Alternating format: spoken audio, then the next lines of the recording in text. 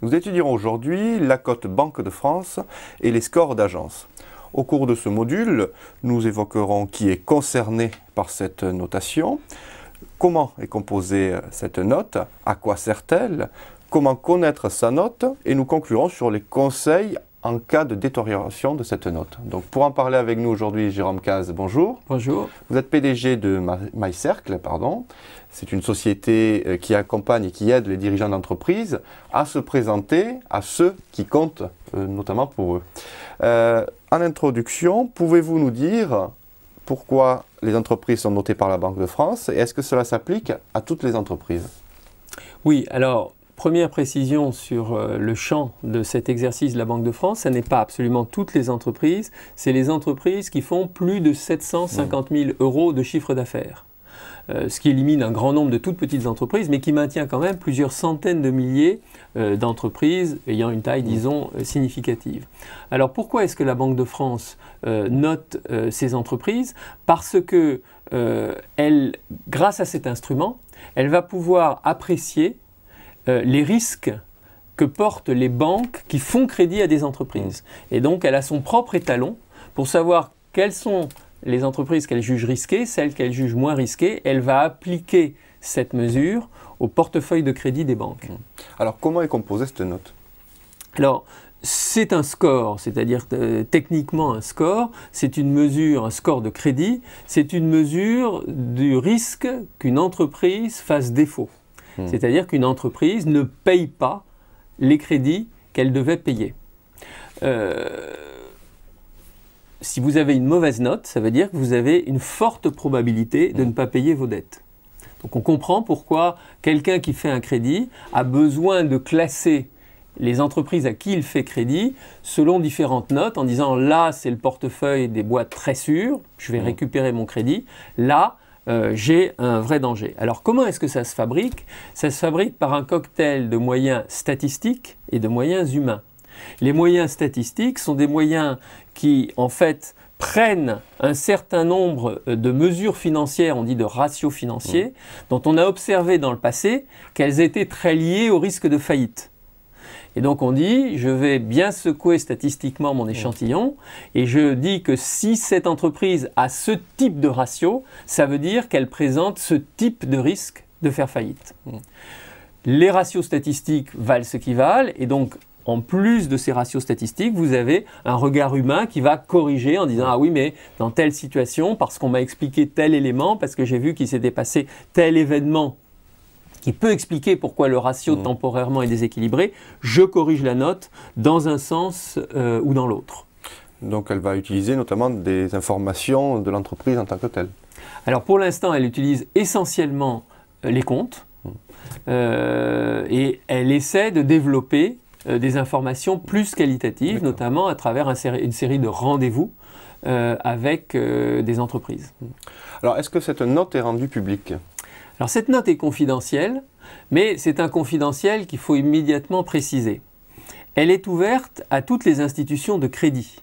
Et donc, on considère qu'il y a à peu près 100 000 personnes en France quand même qui ont accès, directement ou indirectement, à cette note. Ça fait du monde. En plus, ce n'est pas des gens sans importance, puisque c'est justement les gens que va rencontrer le chef d'entreprise quand il va aller voir n'importe quelle banque.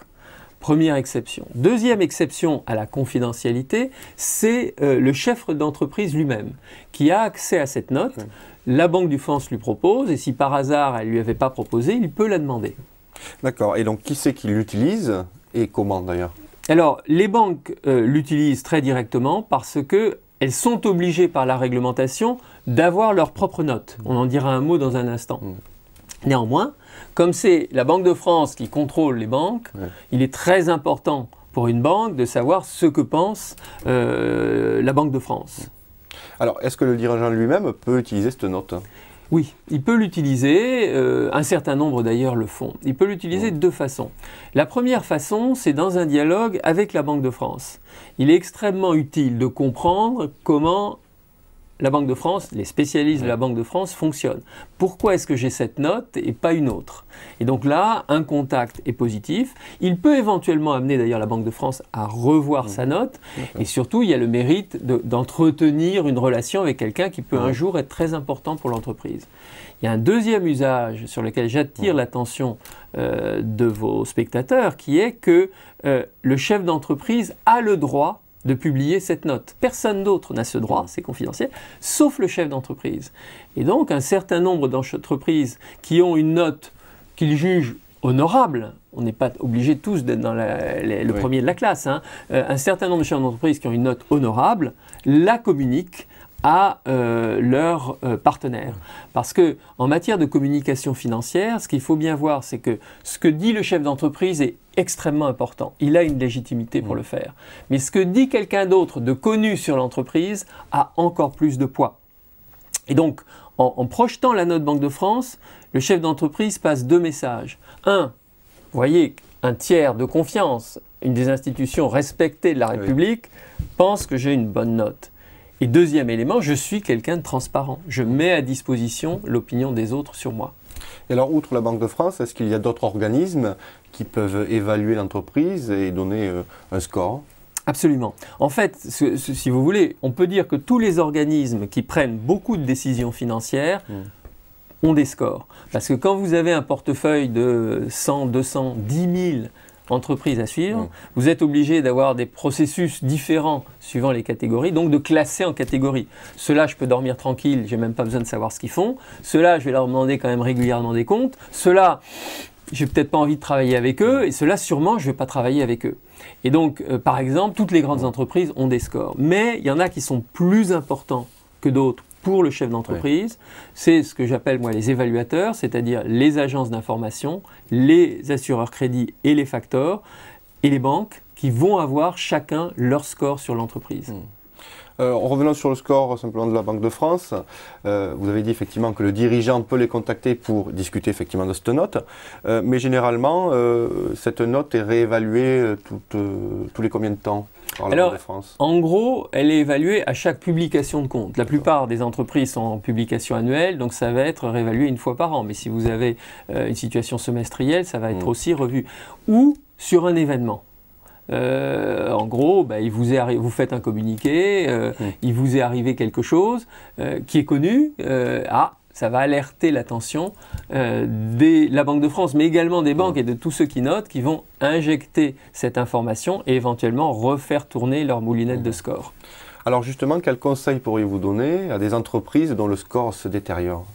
Alors, le conseil qu'on peut donner, j'en vois 4 conseils. Le premier conseil, c'est d'abord de s'informer sur le score. Si vous ne le suivez pas, vous ne saurez même pas qu'il se détériore. Et donc ça, ce n'est pas si facile que ça, parce que Banque de France, en principe, elle vous le donne, mais il faut quelquefois le demander. Les banques, il faut vraiment le demander avec insistance, puisque même si une loi les oblige à le donner, elles le font avec une extrême réticence, donc il faut vraiment les secouer comme des pruniers pour qu'elles vous le donnent. Les assureurs crédits, c'est un peu plus facile, mais il faut aussi leur demander. Ce qu'il y a de bien avec eux, c'est qu'après, ils vous informent des modifications. Et les agences d'information, il faut s'abonner auprès d'elles pour l'avoir. Donc c'est possible, ça n'est pas si facile que ça. Le deuxième conseil que je donne, c'est de communiquer avant d'avoir des difficultés. C'est-à-dire que j'ai été dans une vie antérieure directeur général d'un groupe qui s'appelle Coface, qui est un des grands de l'assurance crédit. Et donc j'ai vu beaucoup d'entreprises qui venaient en disant j'ai jamais échangé avec vous, mais je suis une très belle boîte. Là, j'ai un problème.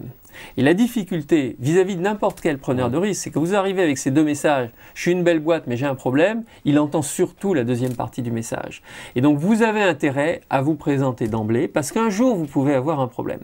Et le troisième conseil, c'est de dire, vous communiquez avant le problème, et surtout, vous n'arrêtez pas de communiquer le jour où vous avez des problèmes.